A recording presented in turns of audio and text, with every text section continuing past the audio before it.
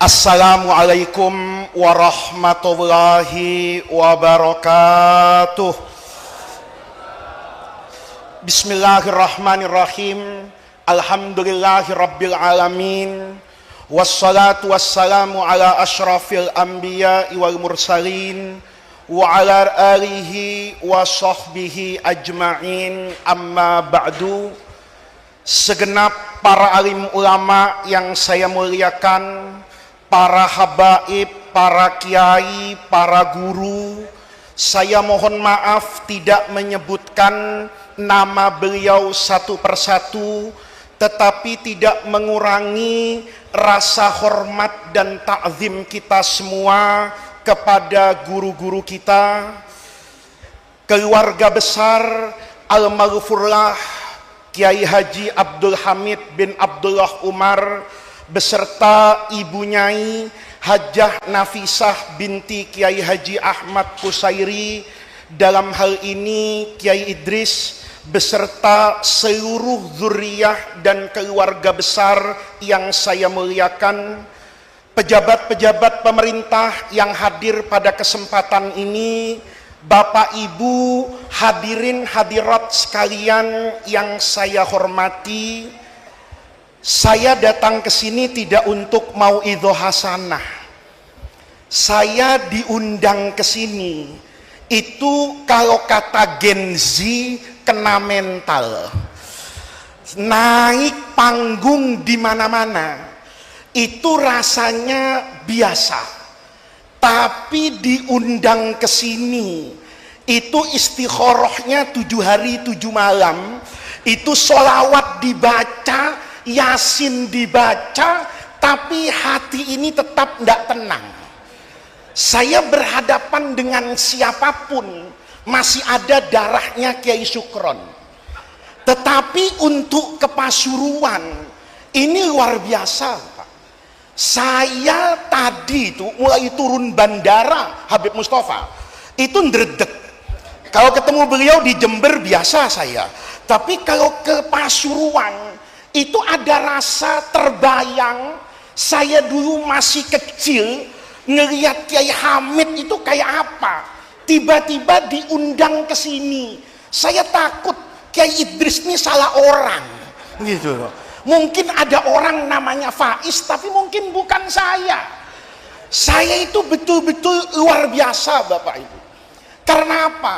Karena yang tadi disampaikan oleh guru saya, Profesor Sayyid Agil Munawar, ini soal barokah, itu saya percaya betul. Saya ini di antara anaknya Kiai Syukron yang najinya nggak hatam itu cuma saya. Tapi kalau hataman saya ikut. Aneh, hatam nggak ngaji, nggak pernah hatam, tapi hataman ikut. Sekarang lumayan laku di panggung-panggung nih. Jadi kalau ada santri sini hatam kitab ndak jadi kiai, itu namanya takdir ya. Karena yang sekedar hataman, saya tuh betul, Pak, saya dulu nakal betul. Anaknya Kiai Syukron tuh yang nakal itu saya. Tapi dulu ada satu yang saya ingat betul, ajaran bapak saya. Saya ini dari kecil nakal, Habib. Jadi santri juga, saya ini anak Jaksel, Prof. Said Agil ya. Anak Jaksel itu agak-agak beda sedikit, Kiai Kikin. Kalau santri Pasuruan itu santri sami'na wa atokna. Tapi santri Jaksel biar anak kiai itu sami'na wa pikir-pikir.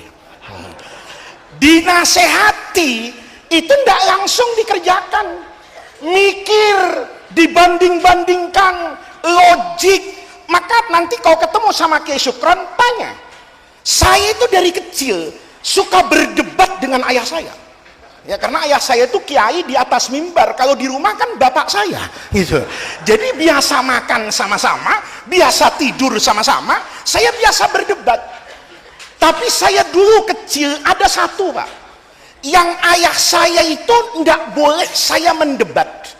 Ini ayah saya keluar Maduranya ini.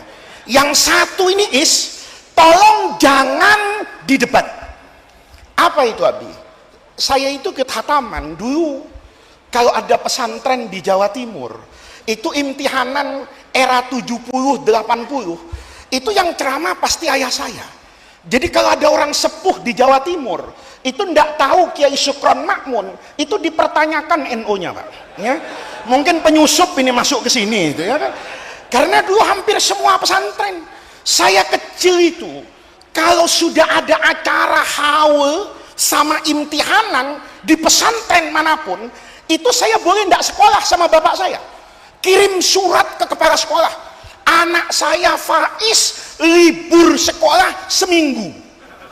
Ya, kiai itu kan kadang-kadang ngambil sifatnya Tuhan sedikit.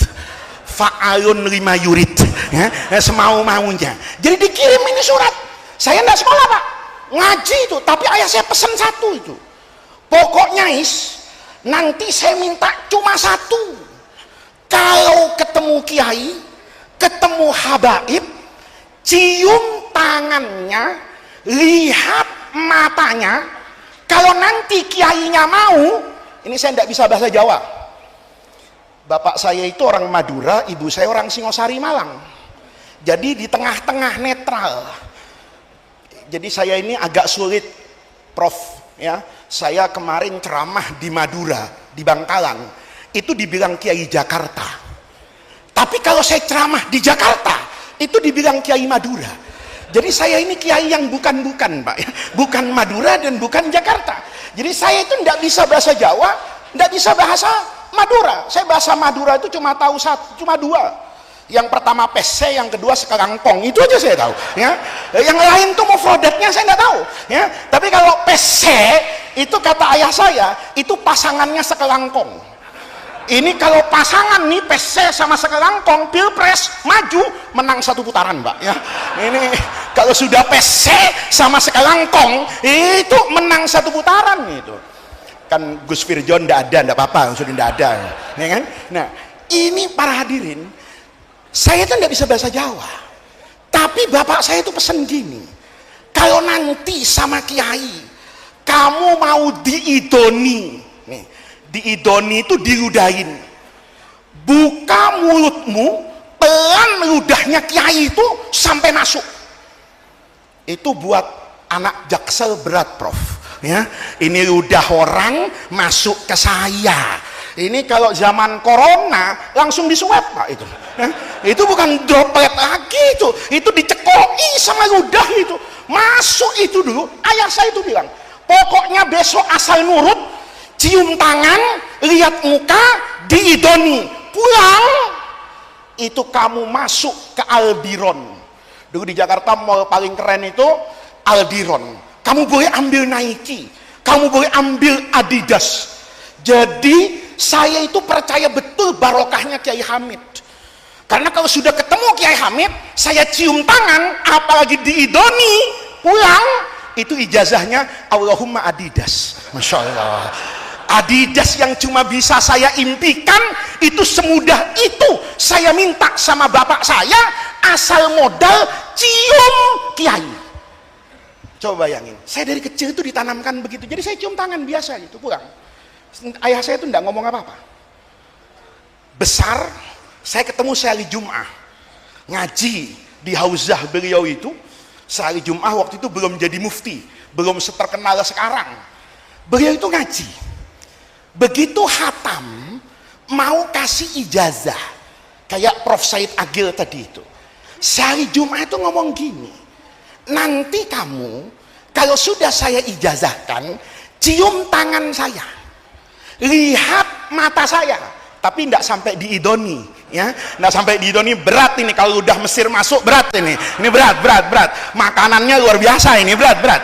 Cukup lidah Pasuruan, rawon sama nguling aja yang masuk. Tapi kalau ludah ini tidak masuk ini Pak. Saya cuma bilang gini, pokoknya nanti cium tangan saya, lihat mata saya. Loh kenapa?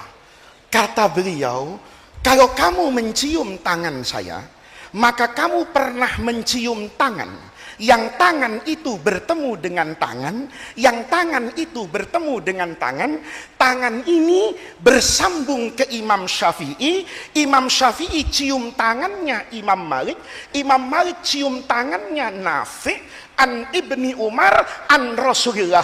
Maka tanganmu pernah berjabat tangan yang tangan ini bersambung sampai tangannya Rasulullah. Matamu melihat matanya ulama, maka kamu pernah bertemu dengan mata yang bertemu dengan mata, mata bertemu dengan mata sampai matanya Rasulullah yang melihat mala ainun ra'at wala udhunun sami'at wala khatara fi qalbil bashar.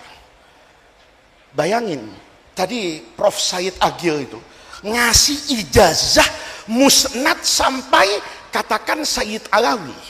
Naik ke atas, itu kan sampai ke Rasulullah. Ilmu kita, amalan kita, tradisi kita, itu pasti nyambung ke para ulama. Pasti nyambung ke Rasulullah. Itu bisa dipastikan. Di Pasuruan rasanya enggak ada. Profesor fisika punya sanad sampai Einstein enggak ada. Ya, enggak ada. Ayo sekarang ayo punya sanad, ayo. Apa orang Indonesia punya? Sanadnya Indonesia Raya sampai Warga Rudolf Supratman, ya. Haddasana terus sami itu huyakul Indonesia kan enggak ada. Tapi ilmu dan tradisi kita itu bapak-bapak dan ibu-ibu.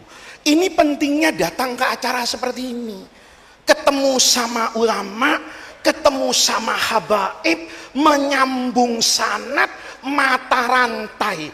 Kalaupun ilmu kita jauh dengan beliau-beliau, minimal tangannya pernah nyentuh.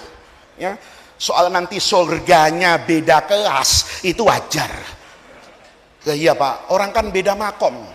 Makom itu tidak sama, jangan nyamain. Bapak percaya enggak kalau makom orang enggak sama? Hah? Enggak percaya ini. Lihat air itu Pak. Air itu di toko harganya 3.000. Tapi di tangan kiai, di tangan Habib enggak mungkin 3.000. Ya. Saya ini soalnya pernah punya teman begitu Kiai Idris. Enggak pernah keluar rumah. Enggak pernah keluar rumah. Santrinya cuma 20 gitu aja. Saya pikir-pikir, saya kalau nggak keluar rumah, masya Allah krisis ekonomi. Ya iya, kalau nggak keluar rumah, kiai-kiai Jakarta itu ambekan Pak. Enak kiai Pasuruan, kiai Jakarta nggak keluar dari Jakarta, masya Allah. Ya kan? Ini bisa krisis 98 terulang di rumah saya.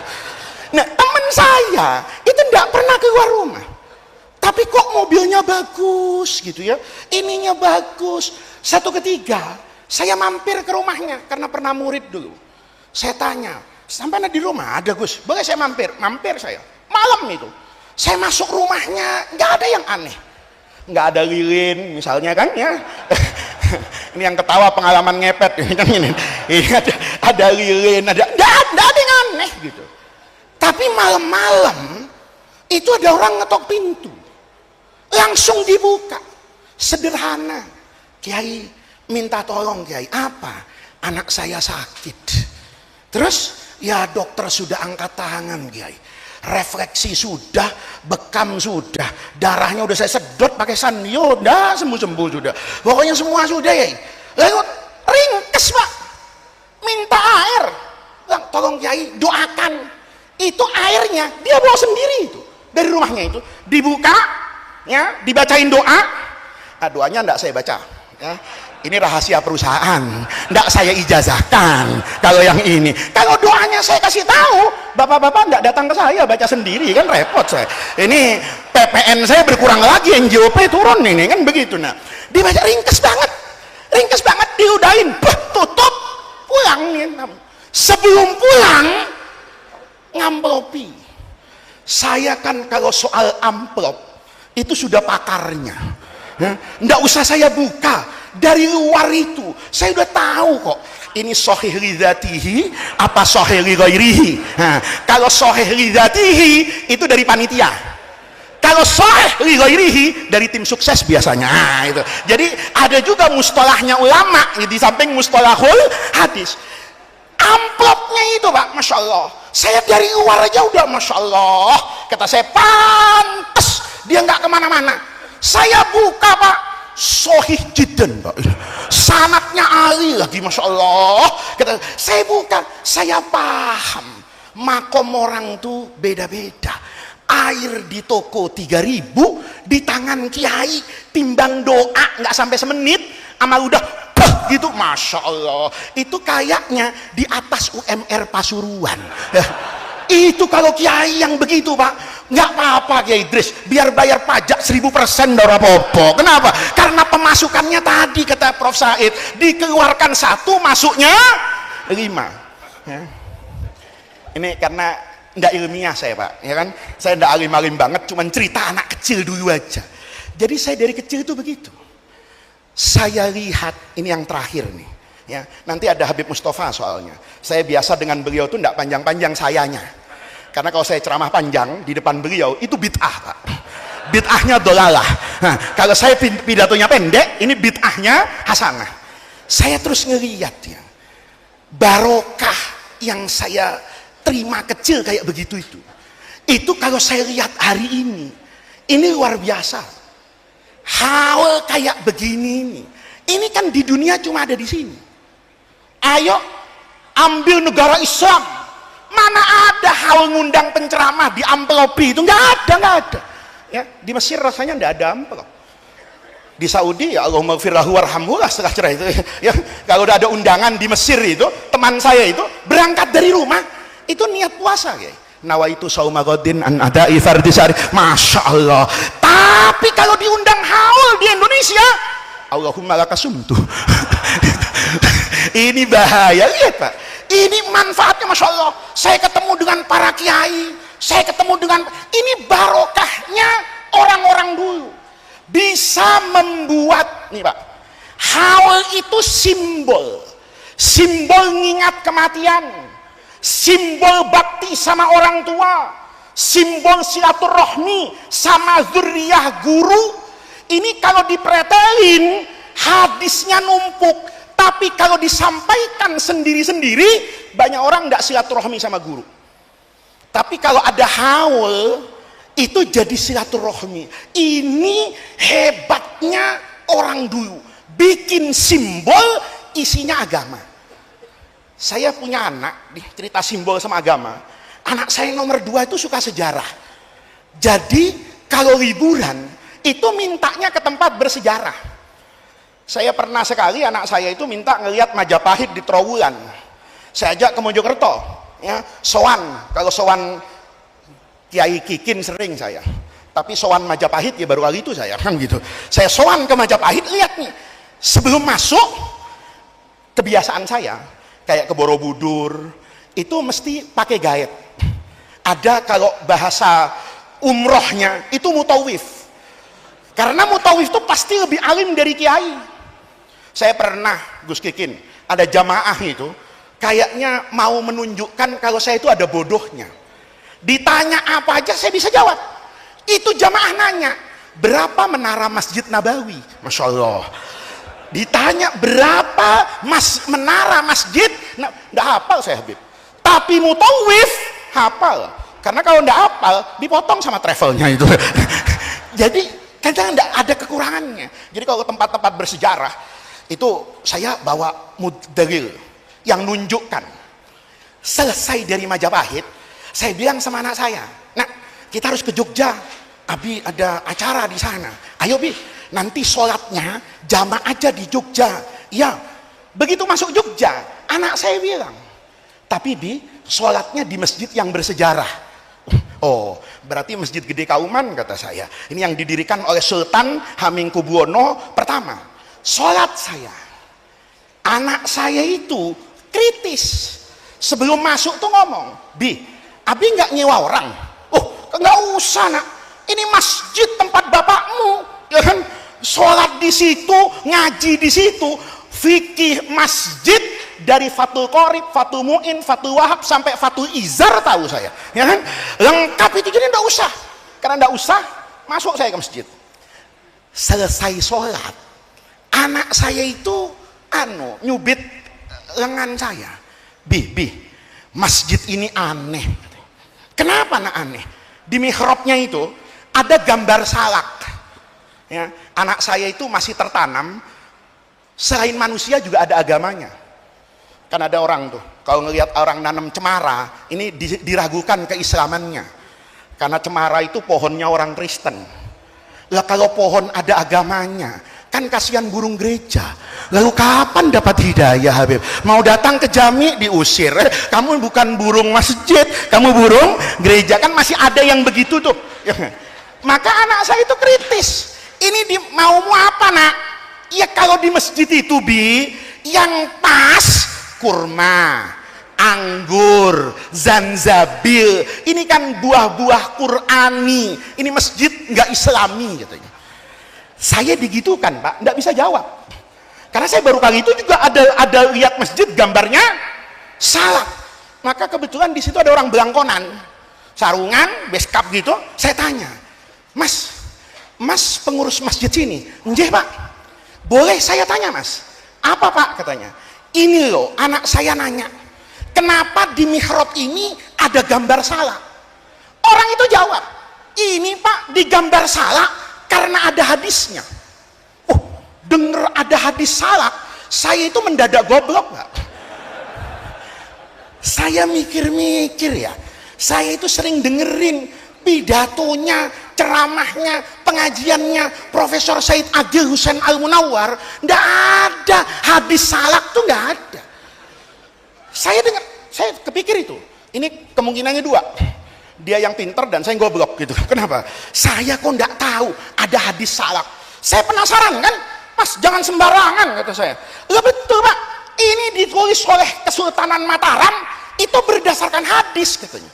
Saya mikir hadis apa? Begini Pak, tempat yang Bapak sholat dengan anak Bapak itu, dulu zaman Kesultanan Mataram, itu tempatnya kiai ngajarin santri. Saya mikir, mau ngajarin kayak mau tidur, apa hubungannya dengan salak? Kata orang tadi, apa Bapak enggak tahu? Dia enggak tahu kalau saya ketua MUI, ya kan? Dia ngomong, apa Bapak enggak tahu? Hadis yang mendorong orang untuk semangat cari ilmu bunyinya man salaka tariqan yaltamisu fihi ilman, masya Allah. Nanti riwayat mutasilnya minta sama Prof Said Agil ya. Saya cuman sampai man salaka doang. Saya dengar kayak gitu, betul Pak, langsung diem. Saya pikir iya juga ya, kata saya, pinter juga dia ya. Saya tanya, oh ya, jadi ini man, iya Mak, iya Pak katanya. Orang Jawa kalau diajarin man salaka torikon yaltamisu, itu kepanjangan. Kalaupun dia hafal nggak paham, kalaupun dia paham cepat lupa. Maka saya tadi berharap Prof Said itu ijazah yang pertama itu tidak diamalkan sama masyarakat. Karena kalau diamalkan sama masyarakat, saya mati gaya tidak bisa ceramah Pak. Ayo, seandainya Bapak nih ngelihat saya ceramah hari ini, yang saya ceramahin ingat semua. Tahun depan saya ceramah di sini mati gaya. Saya ngelucu apapun, itu tahun kemarin. Saya lucu apapun, itu 2 tahun yang lalu di Masjid Malang, begitu dia. Nah, lihat, alhamdulillah murid saya tidak ada yang mengamalkan doanya Prof Said Agil Munawwar. Karena tidak ada yang mengamalkan, kaki saya masih kokoh di atas mimbar Prof. Masya Allah. Jadi ini luar biasa kata saya. Ini man salaka torikon, itu luar biasa. Jadi kalau nanti kata orang Jawa tadi, kalau diajarin hadisnya lupa Pak. Tapi kalau lihat salak, dia ingat man salaka torikon. Kan lebih soleh dari orang sekarang. Orang sekarang lihat salak, yang diingat ini salak Bangkalan, Pondok, apa salak Condet Jakarta, kan begitu ya. Saya keluar Pak. Begitu keluar, anak saya narik lagi di pintu luar itu yang jalan ke Vina, bahasa Arabnya itu apa? Selasar. Di pintu. Gambarnya itu kue wajik. Bapak tahu wajik enggak? Yang segi 4 itu yang manis banget. Anak saya narik saya, bi, lihat bi, gambarnya wajib. Saya tanya, mau apa? Ya nasi mandi lah, kayak maulid gitu katanya Habib ya. Nasi mandi, sambosak, itu kayaknya pas lah. Kenapa kok ini wajib? Saya kan sudah kalah mental nih kan, nggak berani jawab. Saya tanya sama orang ini, Mas, ini kenapa wajib? Jawabannya buat saya stres, Pak. Kata orang ini, ada ayatnya. Masya Allah. Saya tambah kepikiran. Kalau hadis nggak tahu tuh wajar. Di antara ulama berbeda pendapat, itu berbeda pendapat bukan pendapatan Habibnya. Ya. Ulama berbeda pendapat. Itu diantaranya kan kata guru saya dulu, at-tafawut fi ma'rifatil hadis. Adanya kesenjangan. Ada orang yang tahu hadis banyak, ada orang yang tahu hadis sedikit. Yang tahu berfatwa pakai hadis, yang nggak tahu pakai logika. Maka hukumnya mukhtalifah, selesai. Tapi kalau Quran, kan muttafaq alaih. Kalau bahasa hadisnya, mujma', ya cuma 6.236 itu. Saya inget-inget, apa ada surah wajib, kata saya. Nggak ada, yakin, ala yakin. Tapi ayat wajib ini apa? Saya tanya, Mas, ayat apa? Kata orang tadi, Pak, di sini dulu, ini tempat para kodi. Apa kodi itu ya? Hakim, pengadilan negeri.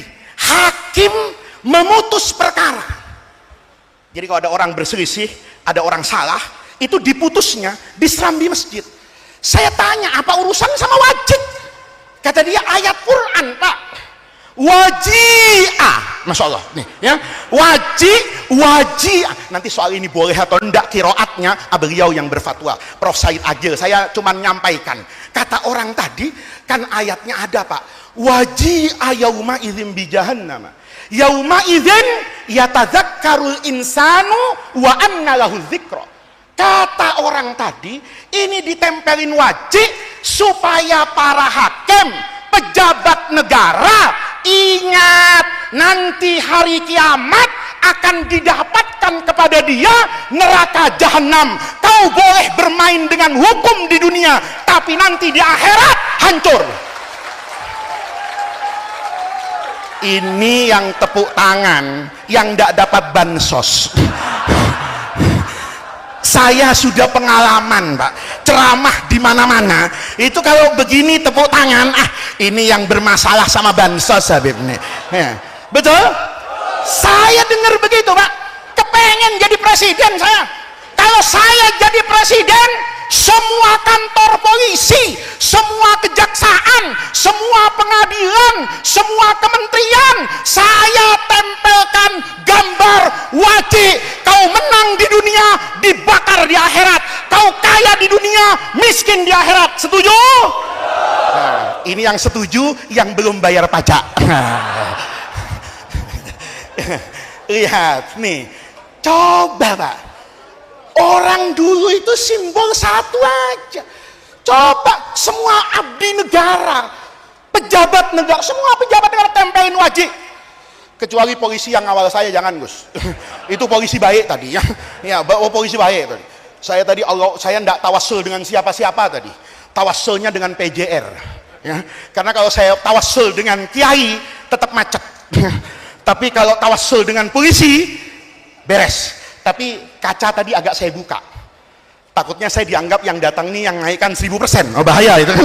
Jadi kacanya saya buka supaya tahu yang dikawal ini mau ceramah, bukan yang mau nyusahin rakyat gitu Pak.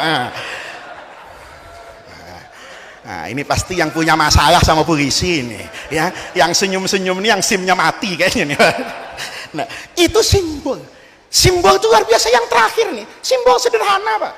Kalau nanti simbol, lihat, buku boleh hilang, ilmu boleh tidak tersampaikan, tapi simbol itu terbaca. Saya keluar nih yang terakhir, tidak saya jelaskan semua masjid. Kalau semua masjid Jawa saya jelaskan, ngundang lagi aja Pak, jangan acara haul ya, fikih masjid Jawa gitu.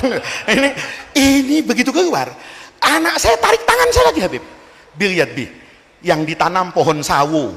Karena di rumah ibu saya di Singosari Malang itu banyak pohon sawo dulu. Sekarang udah tidak ada orang nanam sawo Pak. Yang ditanam besi sama semen, ya.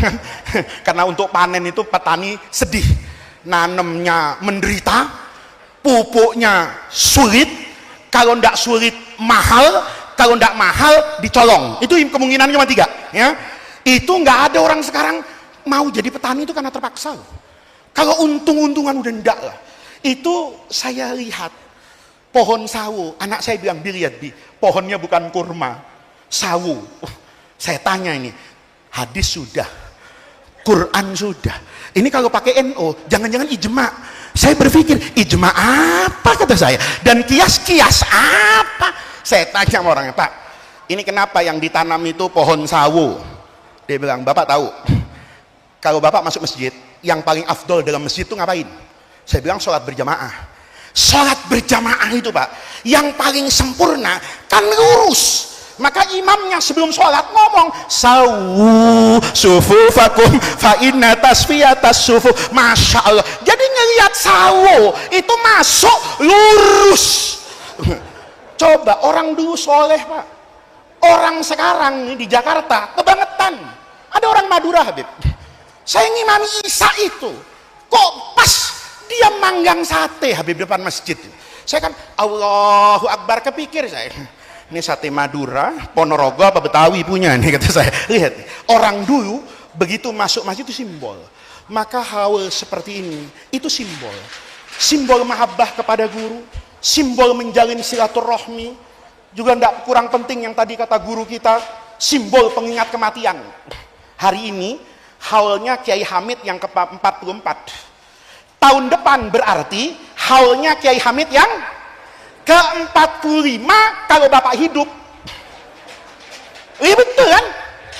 Kalau Bapak mati, maka tahun depan haulnya Kiai Hamid yang ke-45 dan haulnya Bapak yang pertama. Silakan kalau ada yang mau duluan, ahlan wa sahlan. Tapi ini namanya simbol, semua ajaran agama dirangkum satu, acaranya namanya haul, kita bisa istifadah semuanya. Mudah-mudahan Allah jadikan jam'ana hadza jam'an marhuma wa tafarruqana min ba'dihi tafarruqan ma'suma.